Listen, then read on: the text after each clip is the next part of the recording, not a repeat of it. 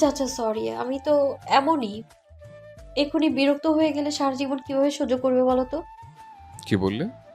বলছি আমাকে কিভাবে সহ্য করবে? এখন পারছো না? আবার বলো তো। কানে কি তুলা দিয়ে রেখেছেন? আরে আমাকে তুমি করে বললে না? আবার বলো না ওভাবে। ভালো লাগে শুনতে। তুমি না অনেক ভালো রক্তিম ভাইয়া। রক্তিম দাঁত কড়মড় করে বলল। বৃদ্ধি। রিধি হাসতে হাসতে বলল। আচ্ছা এখন যাও ঘুমাও। বাবা মা আসলে কিন্তু আমি বলবো তুমি বকেছো আমায়। তখন সব কথা তোমায় শুনতে হবে, আমি বকা শোনার সঙ্গী হব না কিন্তু। আচ্ছা, যাচ্ছি। গুড নাইট মাই লাভ। রক্তিম বের হয়ে যাওয়ার সময় রিধি রক্তিমের হাত ধরে বলল। দাঁড়াও। কিছু বলবে? I love you too. কথাটা বলেই রক্তিমের মুখের ওপর দরজা বেঁধে দিল। রক্তিম মুচকি হেসে চলে গেল। আজ রাতে তারা সবাই ভালোই ঘুমাতে পারবে। বহুদিন তারা শান্তিতে ঘুমায়নি। তাদের অপেক্ষার সমাপ্তি হলো আজ। এখন শুরু হবে নতুন প্রেমের গল্প। এই 2 সপ্তাহে তাদের জীবনে তুমুল ভালোবাসার ঢেউ বয়ে গেছে। বর্তমানে বৃদ্ধি, আমি চলে যাচ্ছি। তাড়াতাড়ি করো। মেয়েটাকে ঠিকমতো নামিয়ে দিস, বকা দিবি না একদম। না, রাস্তার উপরে রেখে আসবো। আর একদম মারতে মারতে নামাবো সিঁড়ি দিয়ে। তুই সবসময় এমন টেরা কথাবার্তা না বললেও বলে থাকতে পারিস না। মা প্রতিদিন একই কথা কিভাবে বলো? আমি ওকে প্রতিদিন ঠিকমতো নামিয়ে দিই, তাই ও এখনো তোমার সামনে আছে। আর তুমি কি ভাবছো আমি ওকে শুধু বকাঝকা করি? তোমার মেয়েরও কিন্তু দোষ আছে। দেখেছো মা, আমার অনুপস্থিতিতে আমার নামে তোমায় প্যাচ লাগাচ্ছে। একদম বিশ্বাস করবে না। আমি জানি আমার মেয়েটা খুব লক্ষ্মী। এখন যা, মা, ঠিক মতো মনোযোগ দিয়ে ক্লাস করবি। আচ্ছা, আল্লাহ হাফিজ। রক্তিম আর রিধি গাড়িতে উঠল। রক্তিম রিধির হাত ধরে গাড়ি চালাচ্ছে। মায়ের সামনে আমাকে পচানোর পর এখন মলম লাগাতে আসছো? হাহ, তোমাকে আমি ছাড়া আর কেউ মরম লাগাতে পারবে না, তাই আমিই লাগাচ্ছি। কেন, জ্বলছে খুব? না, ভালো লাগছে। এভাবেই ভালোবাসার সাগরে ডুবে থাকুক রিধি রক্তিম। নতুন করে না আসুক কোনো অপেক্ষার মোড়। কারণ অপেক্ষা যে বড়ই মারাত্মক কষ্টের। রিধি ভার্সিটি থেকে বাসায় ফিরল বিকেল 3টায়। বাসায় এসে দেখল নবনী খুব ব্যস্ত। রান্নার আয়োজন চলছে। অনেক কিছুই বানিয়েছি ইতোমধ্যে বিকেলের নাস্তার জন্য। রিধি নবনীকে জিজ্ঞেস করল। মা, কেউ কি আসবে আজকে? নবনী হেসে বলল। হ্যাঁ রে, তোদের নানু আসছে। তাই? আচ্ছা, আমি ফ্রেশ হয়ে আসছি, তারপর তোমায় হেল্প করব।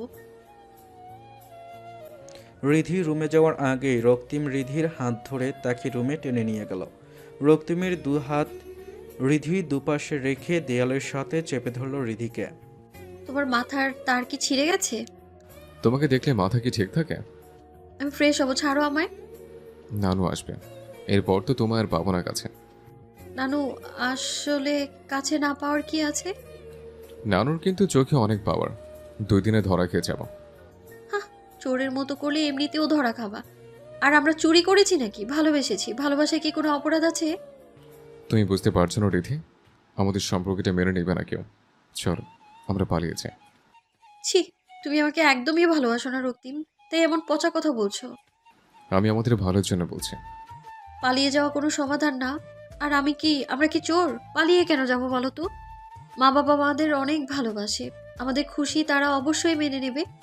এখন ছাড়ো আমায়, আমার ফ্রেশ হতে হবে। রিধি চলে গেল।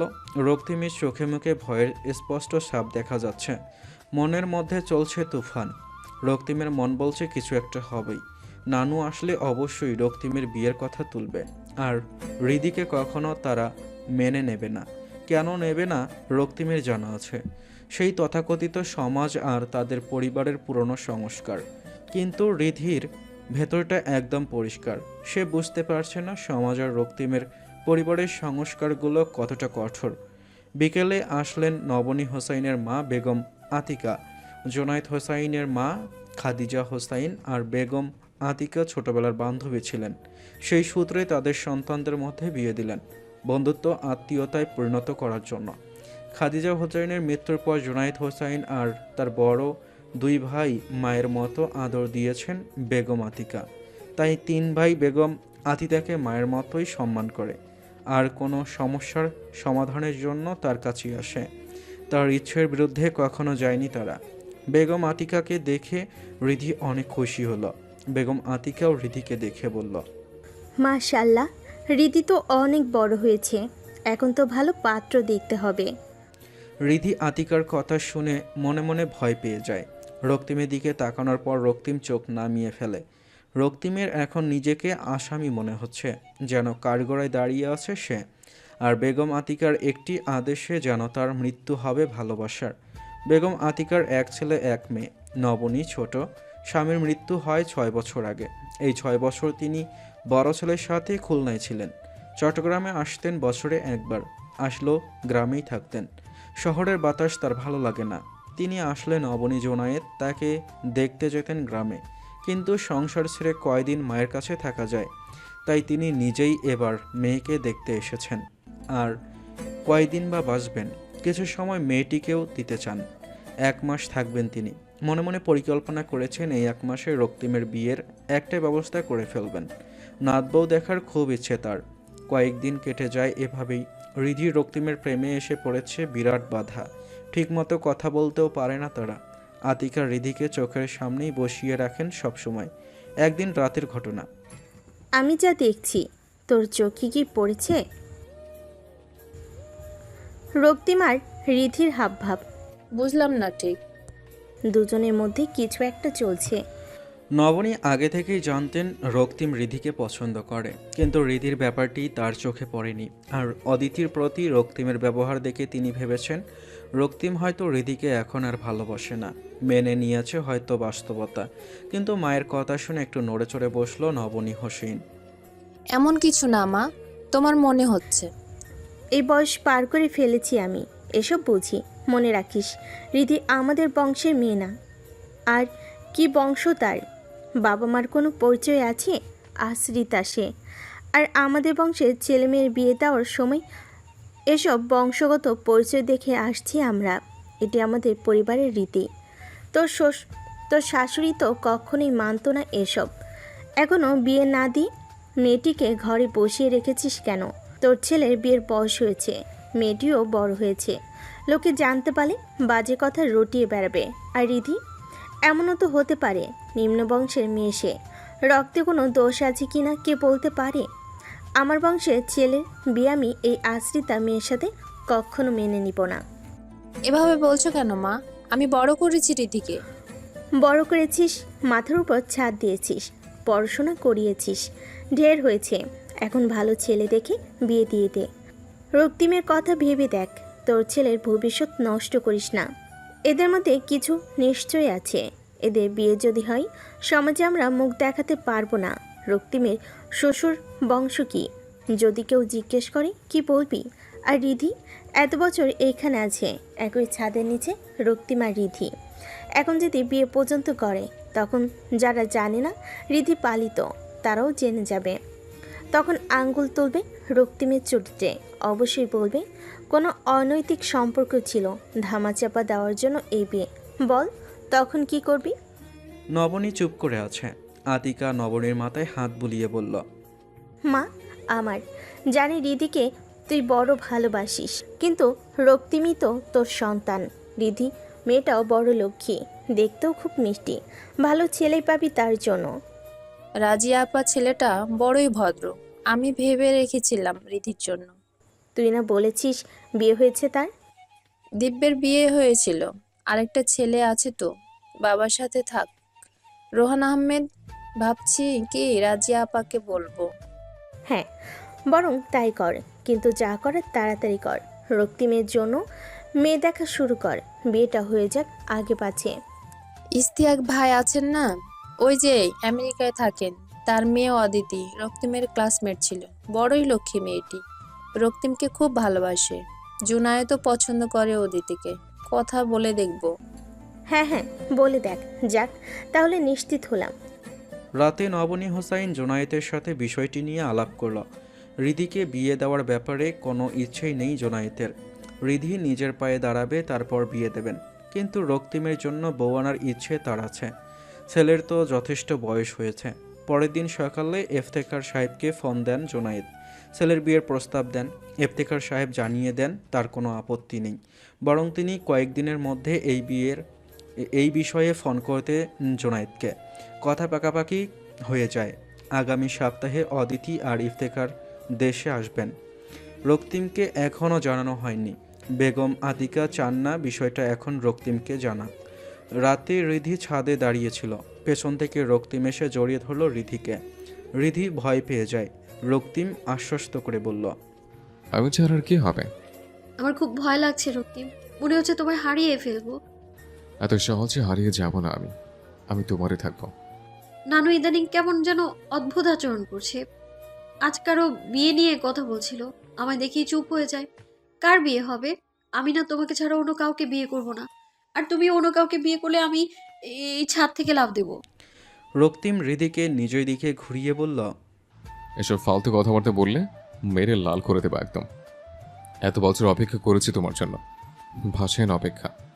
এখন যদি অপেক্ষার সমাপ্তিতে হেরিয়ে যায়, তাহলে আমার ভালোবাসার হ্যাপি এন্ডিং তো হবে না।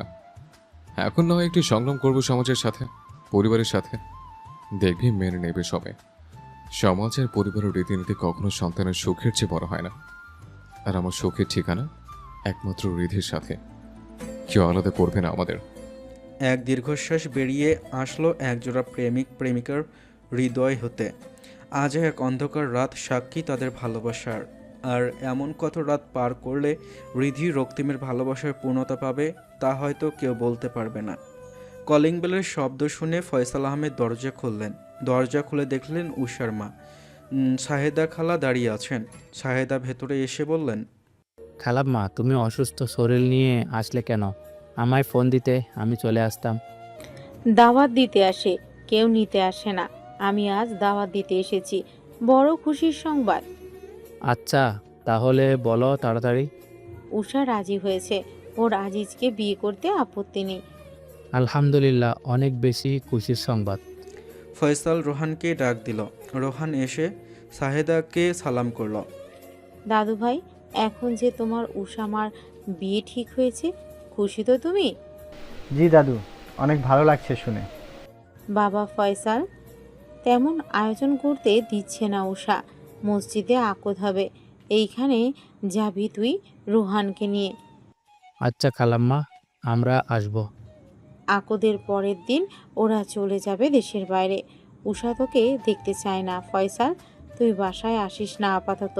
তুই তো জানিস মেয়েটা তোকে কত ভালোবাসে। ও তোকে দেখলে দুর্বল হয়ে যায়। এতদিন তোর অপেক্ষায় ছিল। ফয়সাল আহমেদ চুপ করে বসে আছেন। উষা বিয়ে করেছে শুনে ভালোই লাগছে তার। মেয়েটার অপেক্ষার মূল্য দিতে পারেনি, তাই বড্ড খারাপ লেগেছিল। কিন্তু উষার ভালোবাসার সমাধান দেওয়া তার পক্ষে সম্ভব ছিল না। তবে আজ উষার জীবনের নতুন অধ্যায় শুরু হবে জেনে খুশি হয়েছেন তিনি। রোহান দাদু ভাই, তোর উষামা তোকে যেতে বলেছে এয়ারপোর্টে, শেষবার তোকে দেখতে চায়। অবশ্যই যাবি কিন্তু। হ্যাঁ দাদু, অবশ্যই যাব। 3 দিন পর উষার আকদ হয়ে যায় আজিজের সাথে। পরের দিন তারা চলে যায় দেশের বাইরে। রোহান গিয়েছিল এয়ারপোর্টে। উষা রোহানকে দেখে কেঁদে দিয়েছিল। তোকে মায়ের মতো ভালোবাসতে পারিনি, কিন্তু আমি চেষ্টা করেছিলাম। হয়তো মা হওয়ার অনুভূতি আসেনি, তাই তোর মনে জায়গা হয়নি। এইভাবে বলো না, তুমি অনেক ভালো। রঘু, এই চিঠিটা তোর জন্য। এখানে আমি আমার জীবনের সব কিছুই লিখে দিয়েছি, যা হয়তো কেউ জানে না।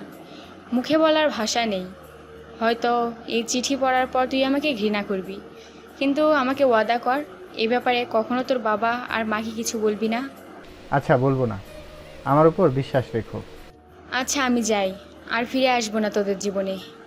একটাই ইচ্ছা আমার, কখনো যাতে তোর বাবার সাথে দেখা না হয়। আমার অপেক্ষার ফল আজ আমায় এভাবে পেতে হয়েছে। কিন্তু আজিজ অনেক ভালো, তোর বাবা ঠিকই বলেছিল। সব জেনেও মেনে নিয়েছে আমাকে। ভালো রাখবে ইনশাল্লাহ। ভালো থাকিস তোরা। দিব্য আর দিয়ার সাথে আর দেখা হলো না। তোর বাবার খেয়াল রাখিস। বয়স বেড়েছে কিন্তু দেখায় না, ভেতরে ভেতরে খুব দুর্বল। আর রাজিয়াকে খুব ভালোবাসে। অনেক ভাগ্যবতী তোর মা। এত বছরের দূরত্বও তাদের ভালোবাসার কোনো পরিবর্তন ঘটায়নি। একেই বলে বিশুদ্ধ ভালোবাসা। উষা চলে গেল নতুন জীবন শুরু করতে। উষার জীবন সুখের হোক, এটাই একমাত্র চাওয়া। মেয়েটি বহু অপেক্ষা করেছিল ভালোবাসার জন্য।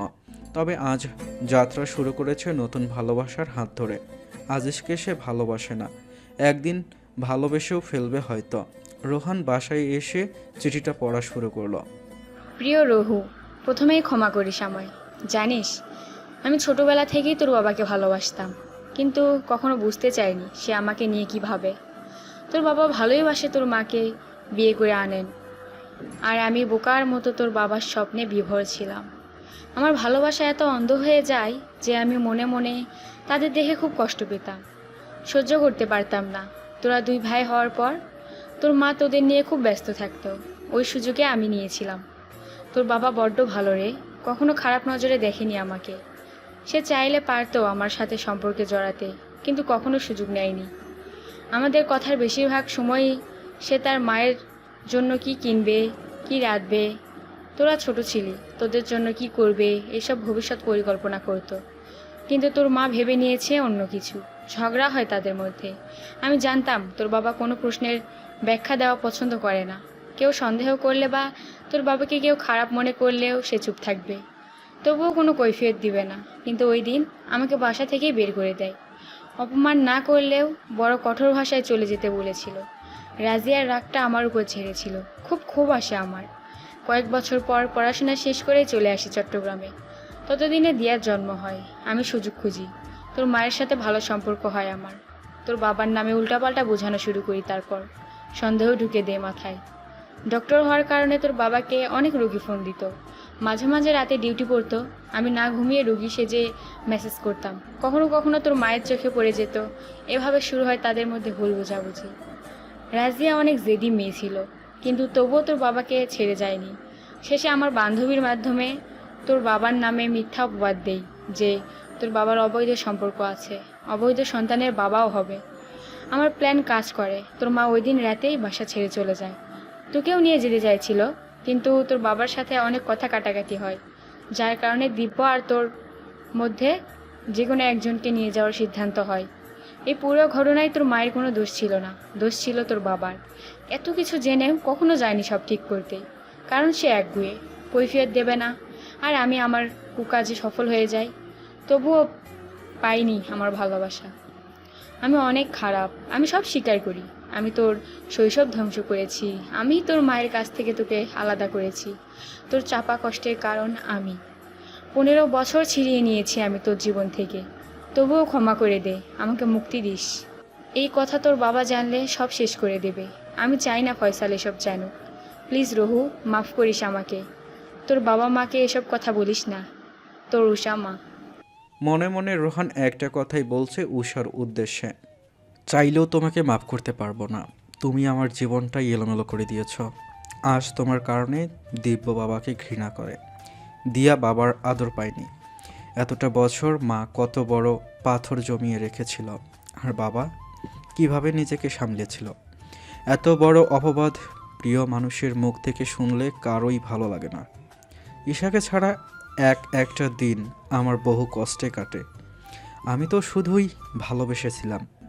আমার ঈশার সাথে কোনো সুন্দর মুহূর্তও ছিল না, তবুও বড় কষ্ট হয় ঈশাহীন এই জীবন নিয়ে ভাবতে। আর যারা সুন্দর স্মৃতি নিয়ে আলাদা হয়েছে, তাদের কষ্টগুলো কেমন হতে পারে ভাবতেও পারছি না। দম আটকে যায় প্রিয় মানুষ থেকে আলাদা থাকতে। প্রিয় মানুষের জন্য অনিশ্চিত অপেক্ষায় থাকা জীবনের একটি কঠিন পরীক্ষা। উষা এখন নিজেই স্বীকার করেছে সে এই ভুল বোঝাবুঝির সৃষ্টি করিয়েছিল। ওয়াদা করেছিল রোহান এই কথা বাবা মাকে বলবে না, কিন্তু দিব্যকে না জানালে তাদের বাবা মার এই ভাঙ্গা সম্পর্ক আর কোনো দিন জোড়া লাগবে না। কারণ দিব্য ফয়সাল আহমেদকে অপরাধী ভাবে, আর সে কখনো এই মিল হতে দেবে না। তাই রোহান দিব্যকে এই চিঠি দেখায় আর সব খুলে বলে। এরপর চিঠিটা জ্বালিয়ে দেয়। এখন দুই ভাই মিলে পরিকল্পনা করছে তাদের মা বাবার অপেক্ষার সমাপ্তি ঘটানোর। খুব শীঘ্রই সমাপ্তি ঘটবে 15 বছরের অনিশ্চিত অপেক্ষার। এদিকে কয়েকদিন পর অদিতি আর ইফতেখার দেশে আসেন। অদিতি এসেই আবার লেগে পড়ে রক্তিমের পেছনে। রক্তিম যথেষ্ট অবহেলা দেখিয়েছে অদিতির প্রতি। অদিতি মনে মনে অনেক কষ্টও পায়। ইফতেখার খান আর জুনায়েদ হোসাইন দেরি না করে সম্পর্কটি এগিয়ে নেওয়ার সিদ্ধান্ত নেন। রাতে সেই পরিকল্পনা বাস্তবায়নের জন্য ইফতেখার খান আসেন মেয়ে অদিতিকে নিয়ে। বেগম আতিকা, নবনী আর জুনায়েদ হোসেনের কোনো দ্বিমত নেই। রক্তিমকে ডেকে আনা হয়। হৃদি পর্দার আড়ালে দাঁড়িয়েছিল। রক্তিম আমাদের অতিথিকে পছন্দ। তুই কি বলিস? রক্তিম কি বলবে বুঝতে পারছে না। এমন একটা অবস্থার জন্য সে একদমই প্রস্তুত ছিল না। কপালে বিন্দু বিন্দু ঘাম জমেছে। এভাবে সবার সামনে না জানিয়ে তাকে আগে জানানো উচিত ছিল। এখন বিব্রতকর একটি পরিস্থিতিতে পড়েছে রক্তিম। হৃদির হাত পা আর চলছে না। সে রক্তিমকে হারিয়ে ফেলেছে। নিজেকে নিয়ন্ত্রণ করে রুমে ঢুকে দরজা বেঁধে দিল। আমার অদিতির সাথে কিছু কথা আছে। কিসের কথা? এখানে বলো। না না, বলুক। তাদের বিয়ে হবে, তাদের মতামত আগে।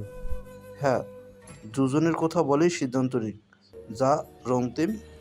তারা বারান্দায় এসে দাঁড়ালো। অদিতি রক্তিমকে চুপ করে থাকতে দেখে বলল, আই লাভ ইউ রক্তিম। আমি এই বিয়েতে অমত নেই। আমি তোমাকে ভালোবাসি স্কুল থেকে। আমার এখন ভাবতেই ভালো লাগছে আমাদের বিয়ে হবে, আমার অপেক্ষার সমাপ্তি হবে। কিন্তু আমি অন্য একজনকে ভালোবাসি। আমি তো বিয়ে করতে পারবো না। পাগল হয়েছো তুমি? কি যাতা বলছো? আমাকে কেউ জানায়নি এই ব্যাপারে। আজ জানলাম এসব কথাবার্তা। অদিতি, তুমি আমার ভালো ফ্রেন্ড, কিন্তু আমি এর চেয়ে বেশি কখনো ভাবিনি। আমি ভালোবাসি না তোমাকে। সরি। অদিতি অন্য পাশে ফিরল। প্রচুর কান্না পাচ্ছে তার। নিজেকে নিয়ন্ত্রণ করে বলল, কে সে মেয়ে যে তোমার মনে জায়গা পেয়েছে? রিধি। রিধি? কিভাবে সম্ভব? ও তোমার? রিধিকে দত্তক নেওয়া হয়েছে। ওর সাথে আমার কোনো রক্তের সম্পর্ক নেই, তবে আত্মার সম্পর্ক ঠিকই রয়েছে। অনেক অপেক্ষা করেছি রিধির ভালোবাসার জন্য। আজ আমার ভালোবাসা আমি পেয়েছি। রিধিও আমাকে ভালোবাসে। এখন শুধু সবাইকে জানানো বাকি। তোমার নানু মা বাবা মেনে নেবে রিধিকে তোমার বউ হিসেবে? কোনো সমস্যা আছে রিধির মধ্যে? তোমার পরিবারে বংশ জাতি এসব নিয়ে খুব কঠোর নিয়মে আছে। রিধি তো কোনো বংশ পরিচয় নেই। মানুষ হিসেবে পরিচয়টা সবচেয়ে বড় পরিচয়। রিধিকে ভালোবেসেছি আমি, তার বংশকে না। বিয়ে রিধিকে করব। আর ভালো বংশের জন্ম নিয়েও মানুষকে খারাপ হয়। ভালো খারাপ চরিত্র আমাদের নিজেকে গঠন করতে হয়। বংশ কখনো চরিত্রের সার্টিফিকেট হতে পারে না। আমি চাই আমার রিধিকে তারা মানুষ হিসেবে মেনে নেবে, চরিত্র দেখে মেনে নেবে, বংশ দেখে না। আমি শেষটা দেখতে চাই। যেদিন আর কোনো সুযোগ থাকবে না, ওই দিন ভালো মতো খোঁজ নিয়ে সামনে আনবো রিধির বংশের ট্যাগ। এর আগে আমি একটাবার সুযোগ দিতে চাই আমার বাবা মাকে এই রীতিনীতি পাল্টানোর। মানুষকে মানুষ হিসেবে পরিচয় দেওয়া, বংশজাত দেখে না। আমি তোমাকে খুব ভালোবেসেছিলাম, আর রিধিকেও আমার খুব ভালো লাগে। আমি তোমার ভালোবাসায় বাধা হব না রক্তিম। আমি তোমার ভালোবাসা পাবো না তো কি হয়েছে? বন্ধু হয়ে থাকার সুযোগটা হারাতে চাই না। ধন্যবাদ অদিতি। চলো এখন, সবাই আমাদের অপেক্ষা করে আছে। অদিতি আর রক্তিম জানিয়ে দেয় সম্পর্কটা বাড়ানোর ইচ্ছে নেই তাদের। ইফতেখার আর অদিতি চলে গেল। নবনী রক্তিমকে জেরা করা শুরু করে। চিৎকার চেঁচামেচির শব্দ শুনে রিধি রুম থেকে বের হয়। চোখগুলো কাঁদতে কাঁদতে ফুলিয়ে ফেলেছে একদম। যখন বুঝতে পারে রক্তিম না করে দেয়, তখন এই কান্নার মাঝেও হেসে ফেলে সে। রক্তিম আর রিধি মুখোমুখি দাঁড়িয়ে আছে। রিধির মুখে হাসি দেখে রক্তিমের মুখে হাসি ফুটেছে, কারণ সে ভালোবাসার প্রথম পরীক্ষায় উত্তীর্ণ হয়েছে। রক্তিমের বাসার পরিবেশ এখন থমথমে। অদিতি ও তার বাবা চলে যাওয়ার পর রক্তিম জুনায়েদকে জানিয়ে দেয় সে রিধিকে ভালোবাসে, আর বিয়ে করলে রিধিকেই করবে। জুনায়েদ সাহেব কিছু না বলে চলে যান নিজের রুমে। নবনী হোসাইন স্বামীকে অনুসরণ করেন, কিন্তু বেগম আতিকা রিধির ওপর খুবই বিরক্ত, যেন সব কিছুর জন্য রিধি একমাত্র দায়ী। রিধির হাত শক্ত করে ধরে তাকে টেনে নিয়ে যেতে গেলেই রক্তিম বাধা দেয়। নানু প্লিজ, তুমি রিধিকে কিছু বলো না। চুপ কর তুই। আমাদের নাক কাটিয়েছিস এই মেয়ের সাথে প্রেম করে। কি আছে এই মেয়ের মধ্যে? না আছে বংশ, না আছে নাম। কোথা থেকে করিয়ে এনে লেখাপড়া করিয়েছি দেখে আমাদের সামনে এভাবে বেহার মতো দাঁড়িয়ে আছে। নানু, তুমি রিধিকে এত বড় কথা বলতে পারবে না। যা বলার আমাকে বলো, ওর কোনো দোষ নেই। না, কোনো দোষ নেই। দোষ তো সব আমাদের। একে অনাথ আশ্রমে রেখে না এসে ঘরে তুলেছি। আধিকার রিধির সামনে যাচ্ছে তাই বলে রিধিকে অপমান করছে, আর রক্তিম রিধিকে এসব কঠোর ভাষা থেকে বাঁচানোর চেষ্টা করছে। সকালে জুনাইদ সাহেব না খেয়ে বাসা থেকে বের হয়ে যান। রিধিকে তিনি অনেক ভালোবাসেন, কিন্তু রক্তিম আর রিধির কোনো সম্পর্ক থাকতে পারে এটি তিনি কল্পনাও করেননি। তিনি মনে করতেন তাদের মধ্যে যা ছিল তা ভাই বোনের সম্পর্কের মতো। রক্তিম আজ আর অফিসে যায়নি। রিধিকে এই পরিবেশে রেখে যাওয়ার সাহস নেই তার। সকালে রিধি নবনী হোসাইনের কাছে আসলো। রিধি কাঁদো কাঁদো কণ্ঠে বলল, আমি তোমাদের কষ্ট দিয়েছি তাই না? সরি, আমি ইচ্ছে করে করিনি, সত্যি। নবনী রুমের দরজা বেঁধে দিয়ে রিধিকে কাছে টেনে আনল। ইচ্ছে করে করিসনি? আচ্ছা মানলাম, ভুল তো সন্তানদেরই হয়, মা বাবা কেন আমরা? ভুলগুলো ক্ষমা করে দেওয়াই আমাদের দায়িত্ব। রিধি হালকা হেসে চোখ ভালোমতো মুছে বলল, তুমি আমাদের ক্ষমা করেছো? হ্যাঁ, তবে একটা শর্তে। তুমি যা বলবে তাই হবে। আমি তোমার সব কথা মানবো এখন থেকে। যা হয়েছে ভুলে যা। রক্তিমকে মাথা থেকে ঝেড়ে ফেল। তোর জন্য ভালো ছেলে খুঁজে আনবো, অনেক ধুমধাম করে বিয়ে দেব, তুই সুখে থাকবি। রিধি নবনীর কথায় স্তব্ধ হয়ে গেল। রক্তিমকে সে মাথা থেকে কিভাবে ঝাড়বে? রক্তিম তো তার মন প্রাণ সব জায়গা অধিকার জমিয়েছে। সে পারবে না রক্তিমকে ভুলতে। কাপা গলায় নবনীকে বলল, আমি ভালোবাসি রক্তিমকে। চুপ, একদম চুপ।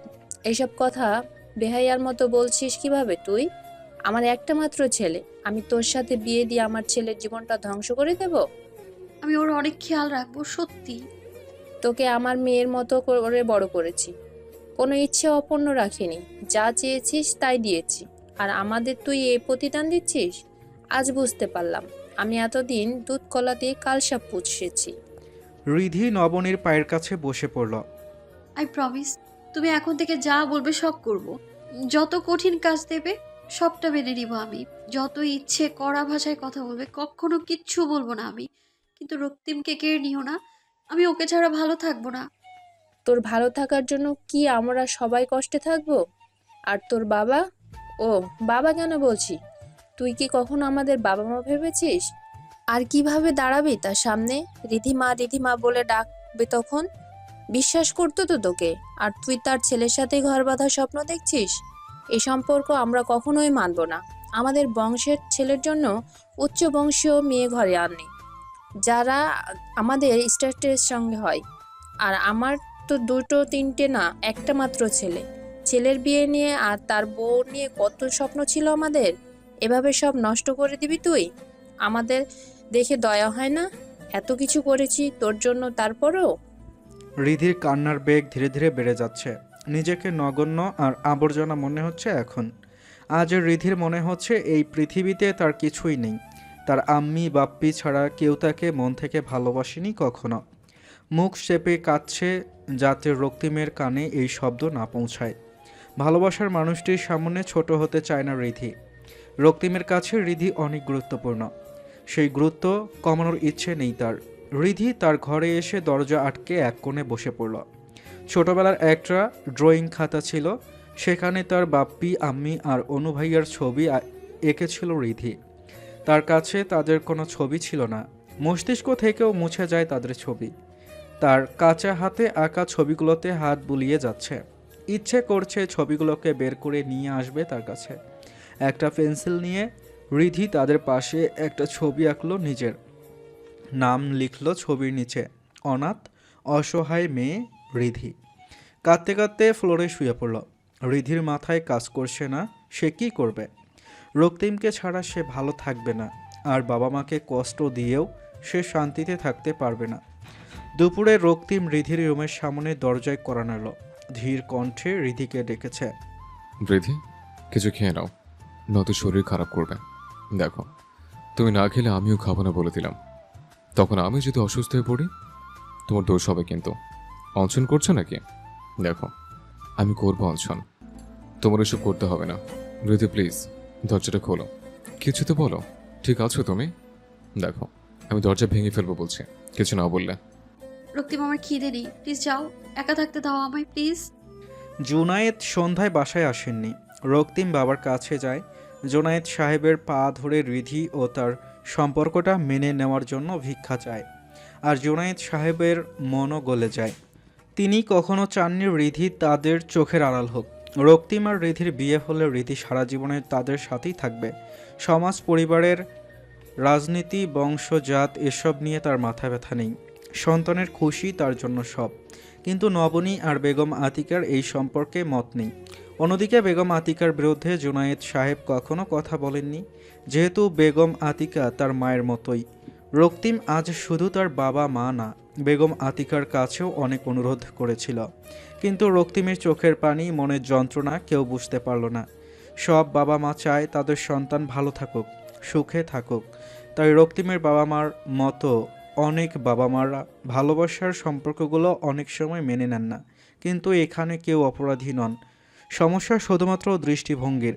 ভালোবাসার মানুষকে একজন প্রেমিক বা প্রেমিকা যে দৃষ্টিতে বিচার করে, বাবা মা ওই দৃষ্টিতে দেখেন না। আর বাবা মা যে দৃষ্টিতে দেখে সিদ্ধান্ত নেন, সেই দৃষ্টি বোঝার ক্ষমতা সন্তানদের মাঝে নেই। যদি ভাগ্যক্রমে ওই দৃষ্টিভঙ্গি মিলে যায়, তখন হয়তো মেনে নেওয়াটা অনেক সহজ হয়। সম্পর্কগুলোর বাস্তবতা ভাগ্যের হাতে। রক্তিমের ভালোবাসার অপেক্ষা, রিধির রক্তিমকে কাছে পাওয়ার অপেক্ষা যদি বাস্তবার আড়ালে হারিয়ে যায়, এখানে শুধুমাত্র তাদের ভাগ্যের দোষ, অন্য কারো দোষ নেই। এক মিষ্টি হাওয়ার মতো ভালোবাসার ছোঁয়ায় জেগে উঠেছিল রিধি রক্তিম। ভালোবাসা ছিল তাদের মন প্রাণ জুড়ে। আগে পাছে কি হবে এসব ভেবে দেখেনি। প্রেমে পড়লে মানুষ বাস্তবতা থেকে দূরে সরে যায়, কল্পনার রাজ্যে বিরাজ করে। তখন তার কাছে এই কল্পনায় বাস্তব জগৎ মনে হয়। কিন্তু যখন তাদের বাস্তবতায় আসতে হয়, ছুটে যায় বহু প্রেমের গল্প। কেউ চোরের মতো পালিয়ে পূর্ণতা দেয়, যা কখনো সমাধান হতে পারে না। আর কেউ কেউ মৃত্যুকে বরণ করে ইতিহাস গড়তে যায়, যা ইতিহাস না হয়ে মানুষের কাছে উপহাস হয়ে পড়ে। আর কিছু মানুষ বাস্তবতা মেনে নিয়ে ছেড়ে দেয় প্রিয় মানুষটির হাত। মনে কষ্ট থাকলেও তারা অন্যের জন্য মুখায় হাসি ঝুলিয়ে রাখতে পারে। তবে সৃষ্টিকর্তা যা করেন ভালোর জন্যই করেন। অন্যের জন্য কোনো কিছু ত্যাগের ফল কখনো খারাপ হয় না। নবনী হোসাইন আর বেগম আতিকা কয়েকদিন ধরে রিধির জন্য রোহানের বাবা মার সাথে কথা বলার চাপ দিচ্ছেন জুনাইদকে। ইচ্ছে না থাকা সত্ত্বেও তিনি নবনীকে সাথে নিয়ে রাজিয়া রহমানের বাসায় যান বিয়ের প্রস্তাব নিয়ে। রাজিয়া রহমান প্রস্তাব শুনে বলেন, রিদিকে আমার খুব পছন্দ, কিন্তু রোহানের বাবার সাথে কথা বলা উচিত আপনাদের। রোহান তার বাবার সাথেই থাকে। নবনী আর জুনাইদ বাসায় আসলেন শুষ্ক মুখে। বেগম আতিকা অধীর আগ্রহে অপেক্ষা করছিল তাদের। রাজিয়ার উত্তর তাদের পছন্দ হয়নি। জুনায়েদ তো বলেই দিয়েছে এমন ঘরে তিনি মেয়ের বিয়ে দেবেন না। যে ঘরে বাবা মার মধ্যেই সম্পর্ক ভালো না, বাবা মা আলাদা থাকে, তার মেয়েটা কি স্বামীর সাথে দৌড়াতে থাকবে, একবার শ্বশুর কাছে আর একবার শাশুড়ির কাছে? আর রোহান, সে যদি বাবার মতোই হয়, তার মেয়েটিকে যদি ছেড়ে দেয়, কি হবে তখন? ছেলেটা অনেক ভালো, তুই বুঝতে পারছিস তো? আর ঈশার বাবা মা দেয়নি তোদের মেয়েকে দিব্যার সাথে বিয়ে। ওটা প্রেমের সম্পর্ক ছিল, ওদের মধ্যে ভালো সম্পর্ক আছে। আর আমরা কি রোহানের বাবাকে চিনি? আর তুমি এসব কি বলছো নবনী? রিদি যদি তোমার পেটের সন্তান হতো, তুমি দিদি তাকে রোহানের সাথে বিয়ে? যতই ভালো হোক ছেলেটা, কিন্তু সে কি শিখেছে বাবার থেকে? বাবারা কি ওভাবে সময় দিতে পারবে যেভাবে মারা পারে? এত বছর তো বাসার সাথেই ছিল, মাকে তো এখন পেয়েছে। মা ছাড়া বড় হয়েছে, কোনো শৃঙ্খল থাকতে পারে বলে মনে হয় তার মধ্যে। আর সে শিখবেই, তা কি তার নিজের পরিবার তো ঠিক নেই। তবুও বেগম আতিকার অনেক বলার পর রোহানের বাবার সাথে কথা বলার জন্য রাজি হন জুনায়েদ। আতিকা আর নবনী রিধিকে তাড়াতাড়ি বিয়ে দেওয়ার জন্য উঠে পড়ে লেগে আছেন। যদিও রক্তিম আর রিধির কানে এখনও কিছুই যায়নি। এদিকে রাজিয়া দিব্যকে বললেন রোহানের জন্য রিধিকে তার পছন্দ, কিন্তু দিব্য কিছুই বলেনি এই ব্যাপারে, কারণ সে জানে রক্তিম রিধিকে অনেক ভালোবাসে। তুমি টেনশন করছো কেন? রোহান ভাইয়ের একদিন তো বিয়ে হবেই, আর রিধি অনেক ভালো। তুমি বরং একবার রোহান ভাইয়ের সাথে কথা বলে দেখো। রোহানের সাথে কথা বলার মানেই হয় না এই ব্যাপারে। রক্তিম ভাইয়া যেখানে রিদিকে ভালোবাসেন, ওইখানে রোহান কেন আসবে? হয়তো রক্তিম ভাইয়ের ভালোবাসা একপাক্ষিক ছিল, রিধি ভালোবাসে না হয়তো। আর ভালোবাসলে কি তারা বিয়ের প্রস্তাব দিতে আসতো? আমি রোহানকে কিছু বলতে পারবো না। আমার আগে রক্তিম ভাইয়ের সাথে কথা বলতে হবে। কিছু তো ঘাপলা আছে। মাত্র ভার্সিটিতে উঠেছে রিদি, বিয়ে নিয়ে এত তাড়াহুড়া কি আছে? দিয়াকে জিজ্ঞেস করে দেখি আমি, দিয়া ভালোই জানবে এই ব্যাপারে। ঈশা দিয়াকে জিজ্ঞেস করেও কিছু জানতে পারেনি, কারণ রিধির সাথে তার কথা হয়নি। রিধির ফোন অফ থাকে বেশিরভাগ সময়, আর ভার্সিটিতেও যায়নি রিধি অনেক দিন। নবনীকে ফোন করে জেনে নিয়েছে রিধি সুস্থ আছে, কিন্তু রিধিকে দেননি। দিব্য বুঝতে পেরেছে কোনো সমস্যা নিশ্চয়ই হয়েছে। রক্তিমকে ফোন দেয় দিব্য। এরপর বিষয়টা পরিষ্কার হয়, রিধি আর রক্তিমের সম্পর্কটা তারা মেনে নিচ্ছে না, তাই রিধির বিয়ের কথাবার্তা চলছে। রক্তিম যখন জানতে পারে জুনায়েদ নবনী রিধির বিয়ের জন্য রাজিয়ার রহমানের বাসায় গিয়েছিল, রক্তিমের মাথা গরম হয়ে যায়। এ নিয়ে বাসায় অনেক কথা কাটাকাটিও হয়। নবনী এই সব কিছুর জন্য রিধিকে দোষ দিচ্ছেন। তার মতে রিধির কারণে আজ তার ছেলে তাদের কথার অবাধ্য হচ্ছে আর তাদের সাথে উচ্চস্বরে কথা বলছে। রিধি নিজেকে এখন আর বেশি একা ভাবছে। এই কয়েক সপ্তাহের ঝামেলায় রিধি যেন শরীরের সব শক্তি হারিয়ে ফেলেছে। এটা এখন তার বাসা না, একটা জেলখানা, আর রিধি হচ্ছে বড় আসামি। এ বাসায় তার কোনো অধিকার নেই। রিধি এখন নিজেকে রক্তিমের বাসার আবর্জনা মনে করছে। তাকে দূর করতে পারলেই যেন মুক্ত সবাই। সে আর চায় না বোঝা হয়ে থাকতে। রক্তিমকে ত্যাগ দিয়ে সে মুক্ত দেবে সবাইকে। ভালোবাসা ত্যাগ দিয়ে সে নবনী জুনায়েতের ঋণ শোধ করবে। রাত 2টা, কিন্তু রক্তিমের চোখে ঘুম নেই। তবে ঘুম হয় না বহুদিন। এখন রিধি আর রক্তিম একই ছাদের নিচে থেকেও বহুদূর। ভালোমতো কথাও বলতে পারে না দুইজন। ঘটনা জানাজানি হওয়ার পর বেগম আতিকা রিধির সাথেই থাকতে রাতে। তবুও মাঝে মাঝে আতিকা গভীর ঘুমে থাকলে রিধি আর রক্তিম ছাদে চলে যায় কথা বলার জন্য। রক্তিম এই অন্ধকারাচ্ছন্ন পরিবেশে তার প্রেয়সীকে ভালোমতো দেখতে পায় না, তবুও হাতড়ে হাতড়ে খুঁজে নেয় তার ভালোবাসা। আজ আকাশ মেঘলা, হয়তো বৃষ্টি নামতে পারে। রক্তিম ছাদে বসে আছে রিধির অপেক্ষায়। এই অপেক্ষায় খুব কষ্টের, কারণ রিধি প্রতিদিন তো আর রক্তিমের অপেক্ষার শুভ্র সমাপ্তি দিতে পারে না। আর তাই প্রতিদিনই রক্তিম ভোর অবধি অপেক্ষায় থাকে আর ভাবতে থাকে কবে আসবে তার শুভ্রতার ছোঁয়া। জানালা খোলা, হালকা হাওয়ায় পর্দাগুলো কাঁপছে। রিধি হঠাৎ কিভাবে মুচকি হাসল। বেগম আতিকা গভীর ঘুমে আচ্ছন্ন। রিধি বিছানা ছেড়ে উঠে পড়ল। আলমারি খুলে একটা সাদা রঙের শাড়ি বের করে পরে নিল। কপালে একটা লাল টিপ দিল।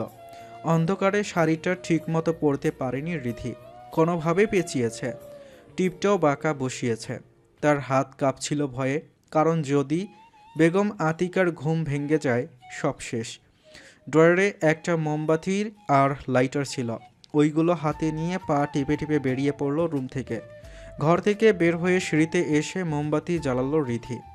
রক্তিম চোখ বন্ধ করে ছাদের এক কোণে বসে আছে। রিধির কণ্ঠ শুনে চোখ বাঁধা অবস্থায় মুচকি হাসল রক্তিম। এত প্রশান্তি এনে দেয় রিধির সুর তার জানা ছিল না।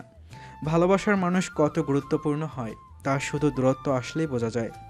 রক্তিম তো এত বছর রিধিকেই ভালোবেসে আসছে, কিন্তু রিধির প্রতি কেন এত টান রক্তিমের তা জানা ছিল না। আজ বুঝতে পারছে। রিধির দুষ্টমিগুলো মনে পড়লে তার আর কোনো বিনোদনের প্রয়োজন হয় না, এমনিতেই হাসি চলে আসে। রিধির মায়াভরা কণ্ঠস্বর কানে আসলে মনে হয় কোনো গান শুনছে, যেখানে কোনো বাদ্যযন্ত্রের দরকার হয় না। রিধির হাতে লাগা গ্লাসটিতে করে পানি খেলেও রক্তিমের পেট ভরে যায়। সারাদিন না খেয়েও যেন চলবে তার। আর একটু দু চোখ ভরে দেখতে পারলে তো আর কথাই নেই। শান্ত শীতল হাওয়া বয়ে যায় অস্তিত্বের মাঝে। রিধি ফিসফিসিয়ে বলল, একদম চোখ খুলবে না, তোমার জন্য একটা গিফট আছে। রক্তিম সোজা হয়ে বসল। রিধি মোমবাতির আলোটি হাত দিয়ে বাঁচিয়ে রেখেছে, যাতে হাওয়া লেগে নিভে না যায়। রক্তিমের সামনে এসে বসল। রিধির অস্তিত্বের ঘ্রাণ পাচ্ছে রক্তিম। এখন খোলো চোখ। রক্তিম চোখ খুলে রিধিকে দেখল। মোমবাতির আলোয় রিধির ফর্সা মুখটি লালচে আভায় পরিণত হয়েছে। আজ রিধি শাড়ি পরেছে শুধুই তার জন্য। অনেক ভালো লাগছে রক্তিমের। রিধির কপালের বাঁকা টিপটা সোজা করে দিল রক্তিম। কিছুক্ষণের জন্য স্তব্ধ হয়ে গেল রক্তিমের পরিবেশ। রক্তিমের মনের কোনো ভাষায় যেন ধ্বনি খুঁজে পাচ্ছে না শব্দ বের করার। হঠাৎ বাতাসের বেগ জোরে আসায় বাতি নিভে গেল। সাথে সাথে নিভে গেল রক্তিমের চোখের আলো। রিধিকে কাছে টেনে নিল রক্তিম। অনেকক্ষণ এইভাবেই নির্বাক বসেছিল দুইটি অস্তিত্ব। রিধি নীরবতা ভেঙে বলল, তুমি চেয়েছিলে তোমার রিধি যাতে তোমার জন্য সাজে, আজ আমি তোমার জন্যেই সেজেছি। আড়ম্বরহীন সাজ, বাঁকা টিপ, এলোমেলো শাড়ির কুচি। রক্তিম, তোমায় আমি বড় ভালোবাসি। চুলগুলো খোলা, হাওয়ায় উঠছে ভীষণ। হচ্ছে না চুলে খোপা, তাই উঠছে ভূষণ। তোমার মনে জ্বলছে কিরণ, আমার চুলে আভা, ভালোবাসায় বাধা হিরণ, রিধির অপেক্ষার আশা। রক্তিম শক্ত করে জড়িয়ে ধরল রিধিকে। বেশি দিন অপেক্ষা করতে হবে না, তোমাকে আমি কোথাও যেতে দেব না। তোমার হিরণ তোমার সাথে থাকবে, তোমার অপেক্ষার আশা একদিন পূর্ণ হবে। রিধি মনে মনে বলছে। আমাদের অপেক্ষার সমাপ্তি হবে রক্তিম, তোমাকে ত্যাগ করে এই সমাপ্তি ঘটবে। আমাদের ভালোবাসায় এই সমাজ মানবে না, বিশ্বাস করো রক্তিম। আমি জানতাম না সমাজ আর তোমার পরিবারের চোখে আমি মূল্যহীন। এমন জানলে কখনো ভালোবাসতাম না তোমায়। কে চায় কাঁদতে, কার ইচ্ছে হয় যন্ত্রণা নিয়ে বাঁচতে? তুমি এখন আমার যন্ত্রণা, তবে এখন এই যন্ত্রণার সাথে রাখতেই ভালো লাগবে আমার। তুমি সব সময় আমার সাথে থাকবে, এক ছাদের নিচে না থাকলেও এক আকাশের নিচে আমাদের আশ্রয় হয়েছে। একই হাওয়ায় শ্বাস নেব, দূর থেকেও অনেক ভালোবাসবো। রক্তিম আজ সকালে অফিসে গেল, অনেক দিন যায়নি। জুনায়েদ সাহেব তাই আজ বাসায় ছিলেন। রক্তিম যাওয়ার পর রিধি, নবনী ও জুনায়েদের কাছে আসলো। কিছু বলবি? হ্যাঁ। যা বলার বলে চলে যা। ভালো লাগছে না কোনো কিছু। আমার সংসারে কারো নজর লেগেছে, আল্লাহ ভালো জানে। জুনায়েদ সাহেবের ভালো লাগছে না এসব কথা, তবুও ঝগড়া লেগে যাবে কথা বাড়ালে, তাই চুপচাপ সহ্য করছেন। রিধি মাথা নিচু করে বলল, আমার বিয়েতে আপত্তি নেই, তোমরা যার সাথে বিয়ে দিবে আমি মেনে নিব। নবনী রিধির কথা শুনে খুবই খুশি হলেন। বাঁচালি মা আমাদের। জুনায়েদের দিকে তাকিয়ে বলল, রোহানের বাবার সাথে কথা বলে দেখো, তাড়াতাড়ি পাকা করে ফেলি কথা, দেরি করা উচিত হবে না। জুনায়েদ শান্ত স্বরে রিধিকে বলল, মা তুই তোর ঘরে যা। রিধি রুমে আসলো, দেখল বেগম আতিকা বসে আছেন। শান্তিতে কাঁদবে সেই উপায়ও নেই। ওয়াশরুমে চলে গেল, পানির কল ছেড়ে দিয়ে ইচ্ছে মতো কাঁদল। এখন এই যন্ত্রণায় যে তার সঙ্গে। এদিকে আজ রোহান দিব্যকে নিয়ে আসলো তাদের বাসায়। ফয়সাল আহমেদ পত্রিকা পড়ছিলেন, চোখ তুলে দিব্যকে দেখেই স্তব্ধ হয়ে গেলেন। আজ দুটি অস্তিত্ব তাদের পরিচয় ফিরে পেয়েছে। দিব্য তার বাবাকে কাছে পেয়েছে, ফয়সাল আহমেদ তার ছেলেকে। তাদের উষ্ণ আলিঙ্গন যেন পরিবেশটায় আবেগপ্রবণ করে দিচ্ছে। অশ্রুগুলো আজ সুখের ঠিকানা পেয়েছে। আমি কি তোমাকে বাবা বলে ডাকতে পারবো? হ্যাঁ হ্যাঁ, অবশ্যই। বাবা, তোমাকে খুব মিস করছিলাম। দিয়া, আমি আর মা, তুমি আমাদের একেবারেও দেখতে আসনি কেন? ফয়সাল আহমেদের কাছে এর উত্তর নেই। আমাদের ছাড়া ভালোই ছিলে, তাই না? কেউ কি প্রিয়জন ছাড়া ভালো থাকতে পারে? তাহলে একবারও আসনি কেন? আমার কথা আর মায়ের কথা না হয় বাদই দিলাম, দিয়াকে তো দেখতে আসতে পারতে।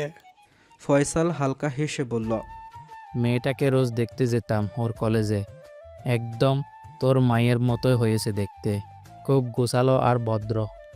আমাকে দেখতে আসনি? রোহান তো রোজ তোর কথা বলতো, সারাদিন বৃদ্ধ আর বৃদ্ধ। তুই তো আমার চোখের সামনেই ছিলি। বাসায় চলো, মা তোমাকে খুব মিস করে। কই, একবারও তো ফোন দেয়নি। তুমিও তো দিতে পারতে। মাফ করে দিস, আমার কারণে আমার পরিবারটাই এলোমেলো হয়ে গেছে। আমি বড় অপরাধী। রোহানকে তার মা থেকে দূরে রেখেছি, তোদেরকে বাবার ভালোবাসা দিতে পারিনি। আমি তোর মায়ের যোগ্য না রে। এভাবে বলো না প্লিজ, এখনো সময় আছে। বাকি জীবনটা আমরা না হয় একসাথে কাটাই, সুযোগ তো আছে। রাজিয়া আমাকে তখনও বুঝেনি, এখনো বুঝবে না। তুমি একবার মায়ের সাথে দেখা করো বাবা, কিছু তো ভুল বোঝাবুঝি হয়েছে। আর কত? আমার ভালো লাগে না এই বদ্ধ ঘরে, যেখানে কোনো সুখ নেই, শুধু নিয়তির অপেক্ষায় থাকতে হয়। ভাগ্য পরিবর্তনের সুযোগ আছে এখানে, একটাবার সুযোগ দাও। ফয়সাল আহমেদ আর কিছু বলেননি। তার নিজেরও ইচ্ছে হয় রাজিয়াকে ভালো মতো দেখার, কিন্তু ভালোবাসার মানুষটির চোখে ঘৃণা সহ্য করতে পারবেন না। রাজিয়ার চোখে ফয়সালের জন্য ঘৃণায় দেখা যায়। একসাথে বুড়ো হওয়ার স্বপ্ন বেঁধেছিল তারা। আজ 15 বছরে তাদের যৌবনকাল শেষ। বুড়ো বয়সে এসে শেষ একবার তিনি আবার সেই ঘৃণার চোখ দুটি দেখতে চান। তিনি দেখা করবেন রাজিয়ার সাথে, কথা বলবেন, শুনবেন সব অভিযোগ। সমাধান না হলেও চেষ্টা তো করেছেন, এই আশায় শান্তিতে মরতে পারবেন। পরের দিন দিব্য আর রোহানের পরিকল্পনায় রাজিয়া আর ফয়সালের দেখা। তাদের একসাথে বসিয়ে দিব্য আর রোহান সরে পড়ে। অনেকক্ষণ পর রাজিয়া নিজেই বললেন, আমি যাচ্ছি, তোমার একা বসার ইচ্ছে থাকলে বসো। ফয়সাল আহমেদ রাজিয়ার হাত ধরে ফেললেন। খুব ইতস্তত বোধ করছেন এখন দুজন। এত বছর দূরত্ব ছিল, মনে দূরত্ব আসবেই। ফয়সাল আহমেদ সাথে সাথে হাত ছুড়ে দিয়ে বললেন, কথা আছে, বসো।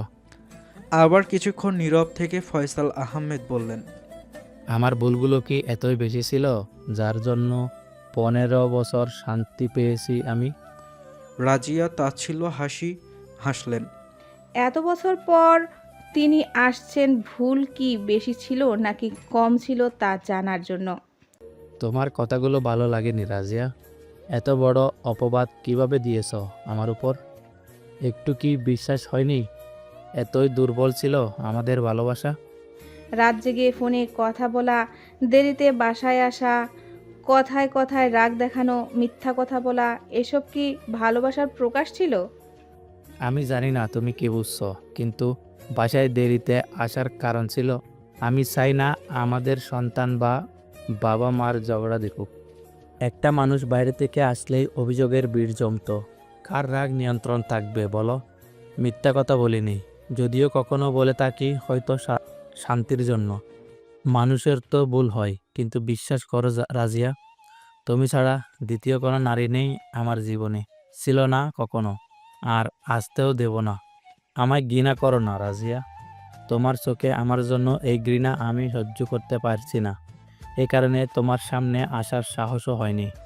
সাহস তো যে অপরাধ করে তার মধ্যে থাকে না। তুমি তো অপরাধী ছিলে না, তাই না? তাহলে লুকিয়েছিলে কেন? জানি না, হয়তো আমার মধ্যে মাথা নত করার ইচ্ছে ছিল না। আমি হেরে গিয়েছিলাম মনে মনে, কিন্তু তোমার সামনে হারতে চাইনি। ভুল করে ফেলেছি, তাই না? মেয়েটি আমাকে ফোন দিয়ে বলেছিল তুমি তার সন্তানের বাবা হবে।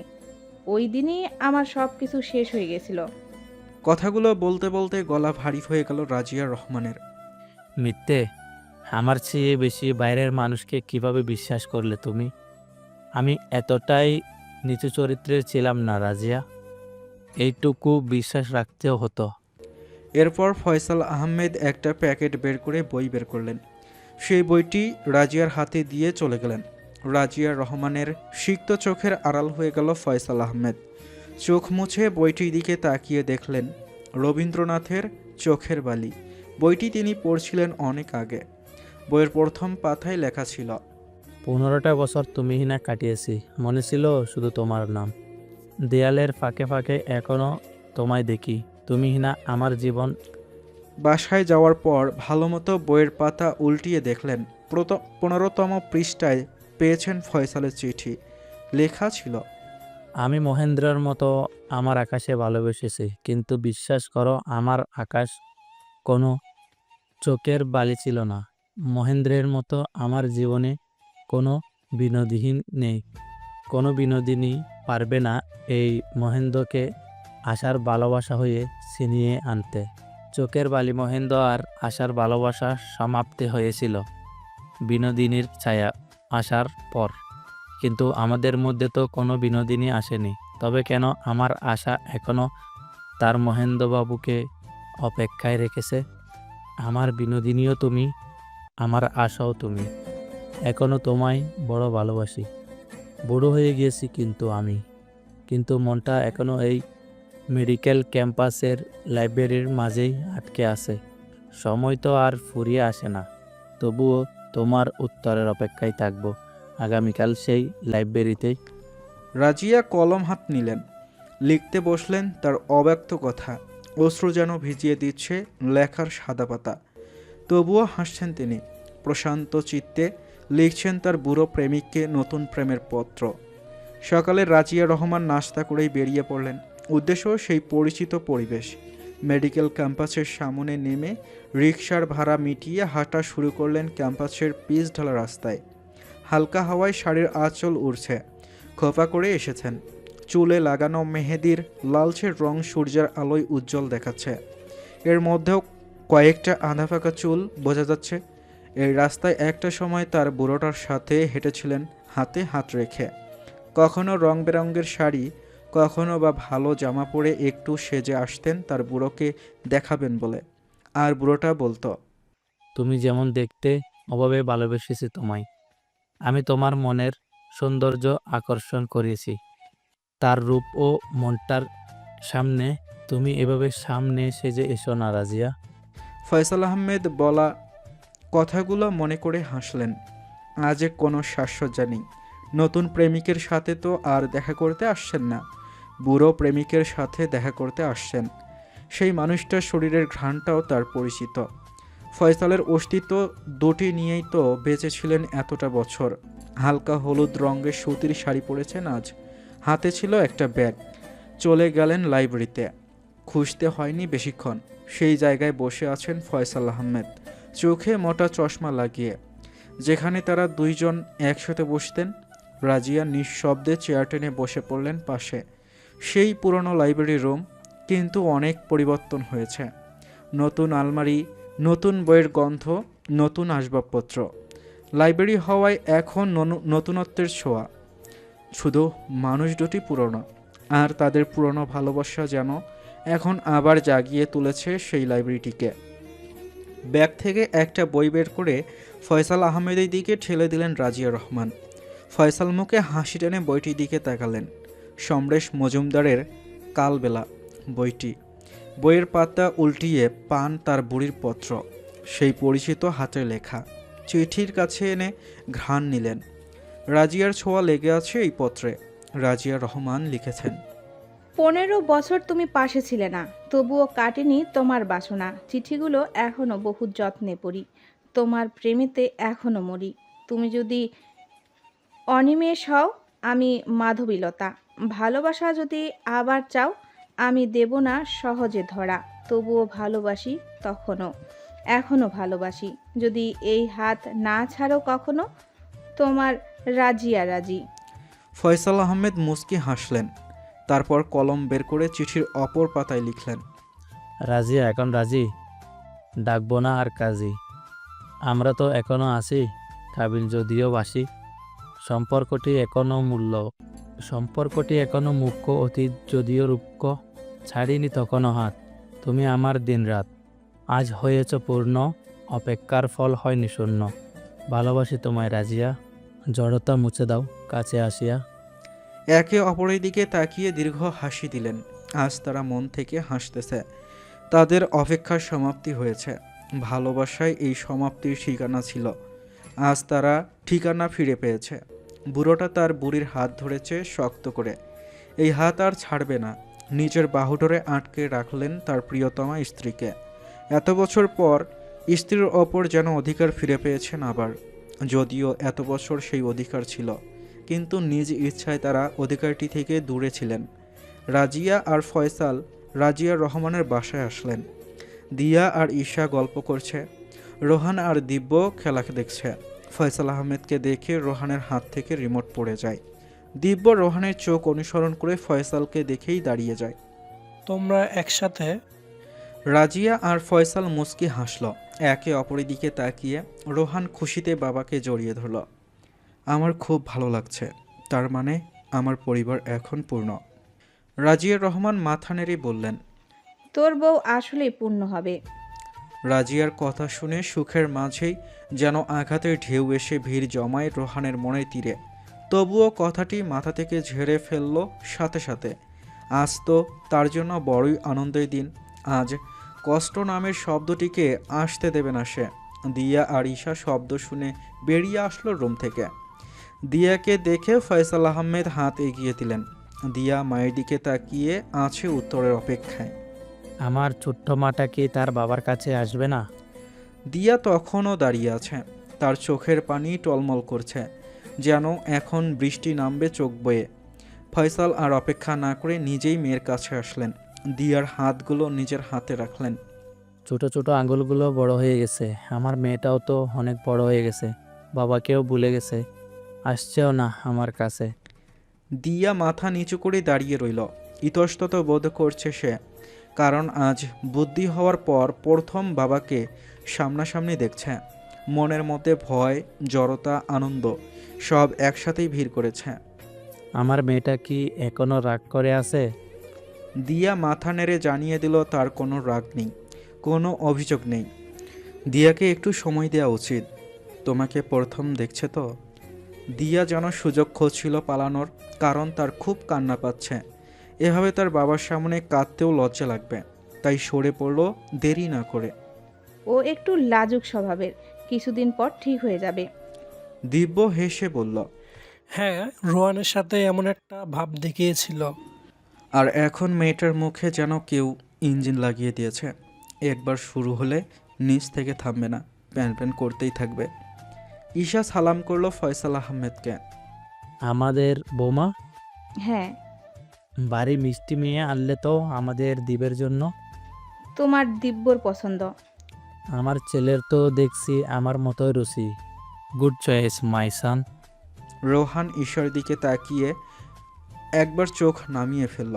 রোহান মনে মনে বলছে, উফ, কি অসহ্য লাগছে এসব। মেয়েটি এখনও দাঁড়িয়ে আছে, চলে যাচ্ছে না কেন? আমিও কি ভাবছি, ও যাবে কোথায়? ওর বর তো এখানেই। ও আল্লাহ, আমাকে এই মায়া থেকে মুক্তি দাও। আর কত আবেগ জড়াবে মেয়েটা আমায়। এখন তো একসাথেই থাকতে হবে। কিভাবে কাটাবো, কিভাবে আটকাবো নিজেকে, আর পারছি না। কিছু তো একটা করতেই হবে। সন্ধ্যায় রাজিয়া আর ফয়সাল গেলেন ঈশাদের বাসায় কামাল উদ্দিন আর ইশিতা পারভিনের সাথে দেখা করতে। তাদের ভালোই গল্প জমল। এখন ফয়সাল তার পরিবার নিয়ে চলে যেতে চান নিজ বাসায়, কিন্তু এভাবে সব হঠাৎ ছেড়ে তো চলে যাওয়া যায় না। অনেকটা বছর তো এখানেই ছিলেন রাজিয়া রহমান সন্তানদের নিয়ে, তাই তারা কিছুদিন সময় নেন। 2 দিন পর রোহান এসে রাজিয়া রহমান আর দিয়াকে নিয়ে যায়। রোহান বলল, দিব্য আর ঈশা কিছুদিন একা সংসার করুক। এতদিন দিব্য মা বোনের ভাগ পেয়েছে, এখন আমার পালা। দিব্যকে উদ্দেশ্য করে বলল, তুই বরং তোর বউকে নিয়ে একা থাক কিছুদিন। তোর তো বউ আছে, আমি আমার মা বোনকে নিয়ে থাকতে চাই। যা যা, তোর জন্য কিছুদিন না হয় মাই ছাড়লাম। তুমি টেনশন নিও না ভাইয়া, আমরা তোমাদের জন্য ব্যবস্থা করছি। খুব শীঘ্রই তুমি শ্বশুরবাড়ি যাচ্ছ ঈশা ভাবি। আচ্ছা, চল চল। আমি রিদির সাথে একবার দেখা করব, অনেক দিন কথা হয় না। দিয়া রিধির বাসায় গেল রিধিকে দেখতে। রিধিকে দেখেই দিয়ার বুকটা কেঁপে উঠল। কি অবস্থা বানিয়ে রেখেছে মেয়েটা। চোখের নিচে কালি জমেছে, শুকনো মুখ, এলোমেলো অবস্থা। মনে হচ্ছে অনেক দিন নিজের যত্ন নেয়নি। দিয়া রিধির হাত ধরে বলল, কি হয়েছে রিধি? আমার সব কিছুই শেষ হয়ে গেছে। রিধি এতদিন তার সাথে যা কিছু হয়েছে সব খুলে বলল দিয়াকে। দিয়ার এসব আর সহ্য হচ্ছে না। এত কষ্ট পেয়েছিল রিধি। তুই চল আমার সাথে, আমাদের সাথে থাকবি। দিয়া, তোর বাসায় কতদিন থাকবো বল? আমার তো কেউ নেই এই পৃথিবীতে, আমার একাই থাকতে হবে। রিয়ান ভাইয়ের সাথে বিয়ের কথা বলছে, বললি না? রিধি, রোহান ভাইয়া অনেক ভালো, তোকে অনেক ভালো রাখবে।